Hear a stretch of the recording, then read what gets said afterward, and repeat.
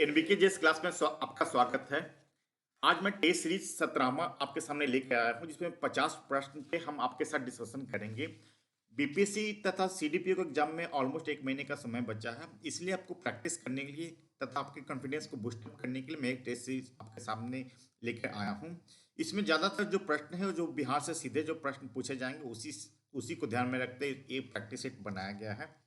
इसका link, question paper का जो पीडीएफ है उसको लिंक मैंने डिस्क्रिप्शन बॉक्स में शेयर कर दिया है। आपसे अनुरोध है कि ये वीडियो देखने के पहले आप क्वेश्चन पेपर को खुद सॉल्व कर लें तथा अपना आपने कितने स्कोर किया उसको आप स्वयं जानें। तो पहला प्रश्न पे आते हैं कि बिहार में खाद्य एवं अन्न हस्तक्षेप के लिए ब्रांड एम्बेसडर किसे नियुक्त किया गया है।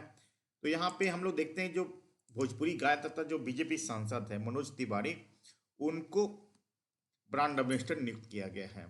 बिहार के किस क्रिकेट खिलाड़ी ने रणजी ट्रॉफी 2021-22 के दौरान प्रथम श्रेणी के पहले मैच में ही 13 शतक लगा के विश्व रिकॉर्ड बनाया है? तो यह है शकीबुल गनी। बिहार के खिलाड़ी हैं, 22 वर्षीय।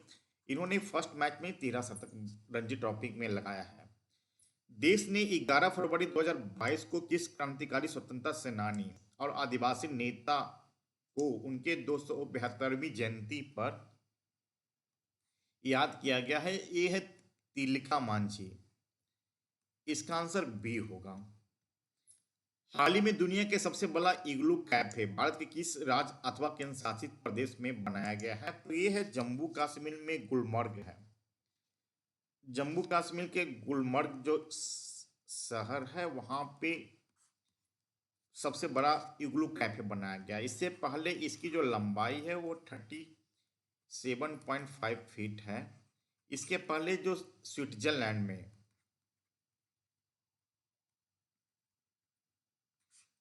में बनाया गया था, इसकी लंबाई थी 33.33 फीट, लेकिन जो गुलबर्ग में बनाया गया उसकी ऊंचाई है 37.5 फीट, जिसमें लगभग एक साथ लगभग 40 लोग बैठ के खाना खा सकते हैं। भारत ने अंतर्राष्ट्रीय ओलंपिक समिति के किस वर्ष के सत्र में मेजबानी करने के लिए बोली जीत ली है? तो ये है 2023 के लिए। ये दूसरी बार है जब भारत है जो आईओसी की मेजबानी करेगा। इसके पहले 1983 में मुंबई में इसका आयोजन किया गया था। तो इसका दूसरी बार आईओसी का मेजबानी करने के लिए भारत ने बोली जीती। इसका आंसर होगा ए। हाल ही में गुजरात के खिजरिया पक्षी अभयारण्य तथा उत्तर प्रदेश के बखीरा वन्यजीव अभयारण्य को रामसर समझौते के तहत अंतर्राष्ट्रीय महत्व की आर्द्रभूमि को मान्यता दिया गया। तो एक हम क्वेश्चन इस तरह से बनाते कि इससे आपका आंसर भी पता चले। तो ये याद रखिएगा, गुजरात के खिजरिया पक्षी अभयारण्य तथा उत्तर प्रदेश के बखीरा वन्यजीव अभयारण्य को हाल ही में रामसर समझौते के तहत वेटलैंड लैंड के रूप में घोषित किया गया। तो पूछा जा रहा है वर्तमान में कुल कितने मान्यता प्राप्त रामसर स्थल इंडिया में हो गए हैं? तो ये है 49। पहले 47 थे, अब 2 और बढ़ गए, तब टोटल हो गए 49। निम्न में से किसे सेबी के चेयरपर्सन नियुक्त किया गया है? तो सेबी के chairperson, SEBI security and exchange board of India का चेयरपर्सन जो बनाया गया है वो माधवपुरी बुच। ये प्रथम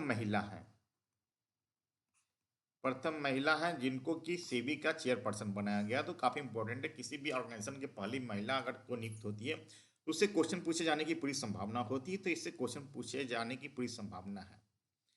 सरिस्का टाइगर रिजर्व निम्न में से किस राज्य में अवस्थित है? तो सरिस्का टाइगर रिजर्व है वो राजस्थान में अवस्थित है। यहाँ पर एक समय में टाइगर पूरा विलुप्त हो गया, लेकिन इसमें हाल ही में जो सर्वे हुआ उसमें लगभग 25% टाइगर की संख्या में वृद्धि देखने को मिली है। राष्ट्रीय जैव ईंधन नीति 2018 यानी नेशनल पॉलिसी ऑन बायोफ्यूल्स के अनुसार 2030 तक पेट्रोल में कितने प्रतिशत तक इथेनॉल मिलाने का लक्ष्य रखा गया है? तो है 20%। अभी वर्तमान में 10% पेट्रोल में इथेनॉल मिलाया जा रहा है, लेकिन 2030 तक लगभग 20% पेट्रोल में इथेनॉल मिलाए जाने का लक्ष्य रखा गया है। भारत वन स्थिति रिपोर्ट 2021 के अनुसार भारत के किस राज्य में कुल भौगोलिक क्षेत्र प्रतिशत के रूप में जो वन है वो सबसे अधिक है? तो ये है मिजोरम में। सबसे ज्यादा है मिजोरम में लगभग 84.55%। इसके बाद सेकंड पोजीशन, पहला पोजीशन ये आ गया, दूसरा पोजीशन अरुणाचल है, तीसरा है मेघालय तथा चौथा है मणिपुर परसेंटेज के हिसाब से। तो इसको थोड़ा आप लोग याद रखिए। हाल ही में बिहार के मुख्यमंत्री के द्वारा मंडार रोपवे का लोकार्पण किया गया। तो मंडाल रोपवे भारत के किस जिले में अवस्थित है? तो ये है बांका जिले में। बिहार राज्य के कौन से शहर स्मार्ट शहर योजना परियोजना के अंतर्गत नहीं आते हैं? तो बिहार के 4 शहरों को रखा गया है स्मार्ट शहर में। बिहारशरीफ, भागलपुर, मुजफ्फरपुर और पटना है। गया जो है इसमें शामिल नहीं है। मिथिला के कर्नाट वंश की स्थापना निम्न में से किसके द्वारा की गई है? तो जो कर्नाट वंश की जो स्थापना है वो की गई है नंददेव के द्वारा, प्रथम राजा थे। 7 निश्चय 2 के अंतर्गत सशक्त महिला सक्षम महिला, जो 7 निश्चय पार्ट 2 का योजना है, उसमें उच्चतर शिक्षा हेतु स्नातक उत्तीर्ण होने पे महिलाओं को कितने आर्थिक सहायता दी जाती है? तो ये है 50,000। पहले 25,000 था, जिसको कि 7 निश्चय 2 में बढ़ा के 50,000 किया गया है। माननीय प्रधानमंत्री के द्वारा मन की बात में बिहार के जो सुखेत मॉडल है उसकी प्रशंसा किया जा रहा है। तो सुखेत मॉडल है क्या? तो बिहार के झंझारपुर जो क्षेत्र है उससे स्टार्ट हुआ था सुखेत मॉडल। इसमें क्या कि जितने भी गोबर है, फसल अवशेष है, वो लोगों से लिया जाता था, तो उसके बदले में गैस सिलेंडर उनको प्रोवाइड किया जाता है फ्री ऑफ कॉस्ट। तो ये सुखेत मॉडल काफ़ी फेमस हो रहा है, जिसके चर्चा माननीय प्रधानमंत्री के द्वारा मन की बात में किया गया है। अब पूछा जा रहा है खारदून लाडररा निम्न में से किस राज्य अथवा केंद्र शासित क्षेत्र में स्थित है? तो ये है लद्दाख में। ये लद्दाख में स्थित है। केंद्र शासित प्रदेश जो लद्दाख है वो विश्व के सबसे अधिक ऊंचाइयों में से एक है, खारदून लाडररा। सितंबर 1960 के जो भारत और पाकिस्तान के बीच में जो संधि हुई थी, सिंधु जल संधि, उसके अनुसार निम्न में से किस जल के अधिकांश भाग का उपयोग भारत के द्वारा नहीं किया जाता है? तो राबी सतलज ब्यास का उपयोग भारत के द्वारा किया जाना था, तथा झेलम, सिंधु तथा चेनाब का उपयोग जो करना था वो पाकिस्तान के द्वारा। तो इसका आंसर होगा ए। मायोरी निम्न में से किस देश में निवास करने वाले प्रमुख जनजाति है? तो ये है न्यूजीलैंड की। न्यूजीलैंड की प्रमुख जनजाति मायोरी है। सर्वाधिक जनसंख्या घनत्व वाला राज्य कौन सा है? तो यहाँ पर हम लोग देखते हैं 2011 की जनगणना के अनुसार सबसे अधिक जो जनघनत्व है वो बिहार की है। 1106 लोग प्रति वर्ग किलोमीटर में रहते हैं। उसके बाद पश्चिम बंगाल दूसरा पोजीशन पे है, 1028 लोग रहते हैं। तीसरा में केरल है, 860 लोग रहते हैं, तथा चौथा में जो है वो उत्तर प्रदेश है, वो 829 लोग रहते हैं। तो क्रोनोलॉजी के हिसाब से भी आप इसको याद रख सकते हैं। निम्न में से कौन सी जल संधि ब्लैक सी को मेडिटेरियन सी यानी काला सागर को भूमध्य सागर से जोड़ता है? तो अभी हम लोग देख रहे हैं जो रूस और यूक्रेन के बीच में युद्ध चल रहा है, उसके पूर्व में काला सागर पे पहले यूक्रेन का अधिकार था, लेकिन रूस के द्वारा भूमध्य सागर तक अपनी पहुंच बनाने के लिए वो वहां पे काला सागर पे पूरा अधिकार कर लिया था। तो यहाँ पे हम लोग देखते हैं जो डार्डनिल और बॉस्फोरस जो है इसके माध्यम से ही काला सागर से भूमध्य सागर तक जोड़ता है। तो जो डार्डनिल है वो काला सागर को मरमरा जो बॉस्फोरस है वो काला सागर को मारमरा जो सागर है उससे जोड़ता है। डार्डनिल है वो जो मरमरा जो सागर है उस तो एजियन सागर होते हुए भूमध्य सागर के साथ जोड़ता है। तो इसका काला सागर और भूमध्य सागर को जोड़ने वाली जो जल संधि है वो दोनों है। इसका आंसर होगा उपयुक्त में से एक से अधिक। अब एक नीति निर्देशक तत्वों में वर्णित अनुच्छेद जो 50 में है उसको किसके पृथक्करण की बात, अलग करने की बात कही गई है? इसमें जो अलग करने की बात की है वो कार्यपालिका को न्यायपालिका से साथ। इसका आंसर होगा ए। यदि संसद के दोनों सदनों अथवा कोई एक सदन सत्र में नहीं हो तो राष्ट्रपति विधि निर्माण के लिए किस अनुच्छेद के तहत अध्यादेश जारी कर सकता है? तो अध्यादेश जो जारी करने का अधिकार है वो 123 के अनुसार, लेकिन इसको याद रखिए 213 के अनुसार राज्यपाल अपने स्टेट में अध्यादेश जारी कर सकता है। निम्न में से कौन प्रधानमंत्री बनने के पूर्व किसी राज्य के मुख्यमंत्री नहीं रहे हैं? तो यहाँ पे हम लोग देखते हैं मोरारजी देसाई प्रधानमंत्री के पूर्व ऑलरेडी सीएम रह चुके हैं, बीपीसी रह चुके हैं, नरसिम्हा राव आंध्र प्रदेश के रह चुके हैं। तो चंद्रशेखर जो है प्रधानमंत्री बनने के पूर्व किसी राज्य के मुख्यमंत्री नहीं रहे हैं। राष्ट्रीय पात जो कि अनुच्छेद 352 के तहत लगाया जाता है उसको समाप्त करने की शक्ति किसे प्राप्त है? तो यहाँ पे हम लोग देखते हैं जो राष्ट्रीय पात है उसको समाप्त करने की शक्ति जो प्राप्त है वो केवल लोकसभा को प्राप्त है। केवल लोकसभा ही आप राष्ट्रीय पात को समाप्त कर सकता है, समाप्त करने की घोषणा कर सकता है। तो इसका आंसर होगा ए। पंचायतों में निर्वाचित होने के लिए न्यूनतम आयु कितनी है? तो पंचायतों में निर्वाचित होने के लिए जो न्यूनतम आयु है वो है 21 वर्ष। इसका आंसर डी होगा। निम्न में से किसके सहयोग से 1891 में सम्मति आयु अधिनियम, जिसको कि एज ऑफ कंसेंट एज कहते हैं, उसको पारित किया गया था? इसके अनुसार क्या था कि लड़कियों को शादी करने का जो न्यूनतम आयु थी वो 12 वर्ष रखा गया था। तो ये बीएम मालामारी के प्रयास से ही एज ऑफ कंसेंट एज 1891 में पारित किया गया था। आंसर होगा सी।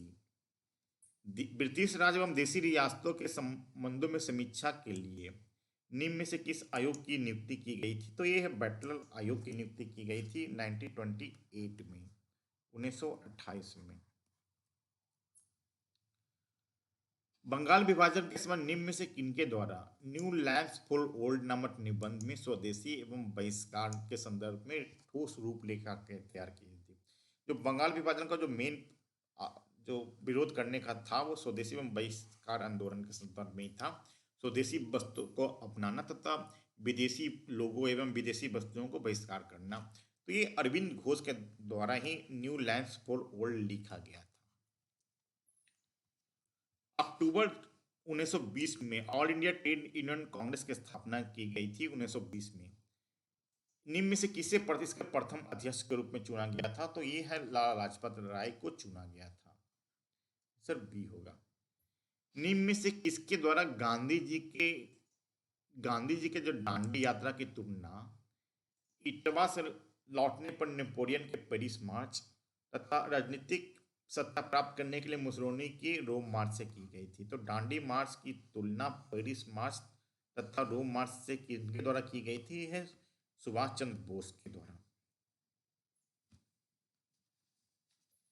यह है पेड़ पौधे में जाइलम मुक्त जिम्मेवार होता है।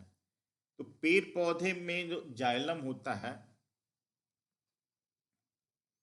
वो होता है जल वहन के लिए, जल पौधों में जल वहन के लिए ही जाइलम जिम्मेवार होता है। तो इसका आंसर होगा बी। अब एक केंद्रीय चावल शोध संस्थान निम्न में से कहाँ अवस्थित है? तो केंद्रीय चावल शोध संस्थान जो अवस्थित है वो है कटक में। इसका आंसर होगा बी। कोलेस्ट्रॉल क्या है? तो कोलेस्ट्रॉल जो है एक तरह का स्टेरॉयड है। स्टेरॉयड होता क्या है? तो स्टेरॉयड एक चिपचिपा मुक्त अल्कोहलिक पदार्थ है जो कोशिका में पाया जाता है तथा रक्त प्लाज्मा में संचालित होता है। इसका आंसर होगा ए। अब एक ग्रे रिवोल्यूशन किससे संबंधित है? तो जो ग्रे रिवोल्यूशन संबंधित है वो है फर्टिलाइजर के उत्पादन से, उर्वरक उत्पादन से। इसका आंसर होगा बी। अब एक ऊर्जा के निम्नलिखित स्रोतों में संदर्भ में सबसे जैव ईंधन जो इथेनॉल है उसको निम्न में से किससे प्राप्त किया जा सकता है? तो जैव ईंधन का जो उत्पादन होता है वो गन्ना तथा मक्का से होता है। तो इसका आंसर होगा ये होगा उपयुक्त में से एक से अधिक। अब एक इल्तुतमिश ने तुर्क के चहलगाम में, जिसको कि चालीसा दर कहा जाता था, जिसमें कि विश्वसनीय जो 40 लोग होते हैं उनको रखा जाता था। तो निम्न में से किसके द्वारा चहलगामी व्यवस्था को समाप्त किया गया है? तो ये है बलबन के द्वारा। बलबन के द्वारा चहलगामी व्यवस्था को समाप्त किया गया था, जिसकी स्थापना इल्तुतमिश के द्वारा की गई थी। आयंकर व्यवस्था निम्न में से किस साम्राज्य के ग्रामीण प्रशासन से जुड़ी हुई व्यवस्था थी? तो हम लोग आयंकर व्यवस्था देखते हैं, जो कि क्या था कि ग्रामीण व्यवस्था ग्रामीण प्रशासन को चलाने के लिए जो 12 अधिकारियों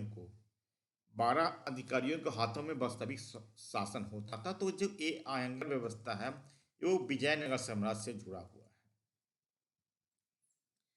मनसबदारी प्रथा के अंतर्गत निम्न में से किसके द्वारा अपने शासनकाल में दो अस्पा सी अस्पा, जो मनसबदारी प्रथा का एक रूप था, दो अस्पा सी अस्पा, वो रखा गया था, ये जहांगीर के द्वारा।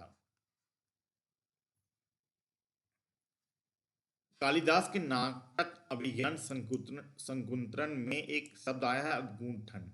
अवगुंठन अब ये किसके लिए प्रयुक्त होता था? तो अवगुंठन जो प्रयुक्त होता था वो है पर्दा प्रथा के लिए। इसका आंसर डी होगा। निम्न में से किसके दरबार में अश्वघोष, वसुमित, नागार्जुन तथा चरक जैसे चिकित्सक रहे हैं?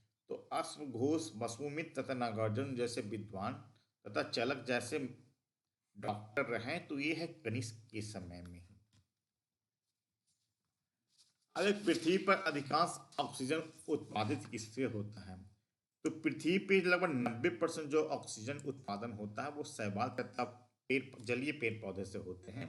तो इसमें शैवाल का जो पोजीशन होता है लगभग 85%, 85% जो होता है वो पृथ्वी पर ऑक्सीजन का उत्पादन शैवाल के द्वारा किया जाता है। निम्न पदार्थों में से कौन सा पदार्थ खाने की वस्तुओं को प्रिजर्वेशन में प्रयुक्त होता है? तो यह है सोडियम बेनोजोएट। सोडियम बेनोजोएट जिसको कि हम लोग Na C7H5O2 के रूप में भी जानते हैं। आंसर होगा डी। एक जो भूस्थलीय उपग्रह हैं उनको परिभ्रमण काल कितना होता है? तो जो जियो स्टेशनरी सैटेलाइट होते हैं वो लगभग 35,800 किलोमीटर की ऊंचाई पे होते हैं। इनके जो घूमने का जो रेट होता है वो पृथ्वी के घूमने के रेट से बराबर होता है। इसी कारण जो अंतरिक्ष में एक ही जगह पे वो दिखाई देता है। तो इसका जो परिवहन होता है काल वो 24 घंटे का ही होता है। लिक्विड पेट्रोलियम गैस को हम लोग एलपीजी कहते हैं। इसके मुख्य अपव्यय क्या है? तो इथेन, प्रोपेन और ब्यूटेन एलपीजी का मुख्य कॉम्बिनेशन होता है। हवाई जहाज में ब्लैक बॉक्स का रंग कैसा होता है? तो जो ब्लैक बॉक्स का जो रंग होता है वो होता है ब्राइट ऑरेंज, नारंगी रंग का। इसमें हवाई जहाज पर दुर्घटना हो जाती है तो उसको दुर्घटना के कारणों को जानने के लिए ब्लैक बॉक्स का यूज होता है। अब है कि राय बहादुर भिखारी ठाकुर की सबसे प्रसिद्ध जो कृति है, पुस्तक है विदेशिया, वो किस भाषा में लिखा गया है? तो विदेशिया जो लिखा गया है वो भोजपुरी में। इसका आंसर सी होगा। प्रकाश झा जो कि बिहार के ही रहने वाले हैं, उनको तो निर्मित किस फिल्म के लिए सर्वश्रेष्ठ फिल्म का राष्ट्रीय पुरस्कार मिला है? तो ये हम लोग देखते हैं दामुल, जो कि 1985 में बनाया गया था। इस फिल्म के लिए ही प्रकाश झा को राष्ट्रीय फिल्म पुरस्कार के रूप में प्राइज मिला था। अब कि 2011 की जनगणना के अनुसार सबसे ज्यादा सर्वाधिक अनुसूचित जाति व जनसंख्या वाला जिला कौन सा है? तो शेड्यूल कास्ट का सबसे अधिक जो संख्या है वो है गया में। यहाँ लगभग 13,34,351 लोग रहते हैं, जो कि टोटल पॉपुलेशन का लगभग 30.4% जो होते हैं अनुसूचित जाति का, वो गया में रहते हैं। अब है कि सलीम अली जुबा सानी बरेरा झील पक्षी अभयारण्य, जो कि आसरनी भी बोला जाता है, जिसको बटेला टाल बोलते हैं, वो बिहार के किस राज्य नहीं, बिहार के किस जिले में अवस्थित है? तो ये है वैशाली में अवस्थित है। लगभग 489 एकड़ जमीन पे अवस्थित है। सरी मल्ली जुब्बा सानी बड़ेला झील, आप लोग याद रखिए, इससे क्वेश्चन पूछे जा सकते हैं। बिहार के किस जिले में सर्वाधिक चाय की खेती होती है? तो ये है किशनगंज। किशनगंज में सबसे ज्यादा चाय की खेती होती है, तो इसका आंसर होगा डी। तो मैं समझता हूँ जो 50 क्वेश्चन है वो आने वाले जो बीपीएससी के पीटी तथा जो सीडीपीओ की प्रारंभिक परीक्षा के लिए काफी इंपॉर्टेंट है। तो वीडियो के अंत तक बने रहने के लिए धन्यवाद। प्रत्येक 15 दिन पे मैं टेस्ट सीरीज अब लेके आपके सामने आऊंगा। तो next to next week Sunday को मैं फिर से आपके साथ अगले 50 क्वेश्चन पर डिस्कशन करने के लिए आऊंगा। वीडियो के अंत तक बने रहने के लिए धन्यवाद।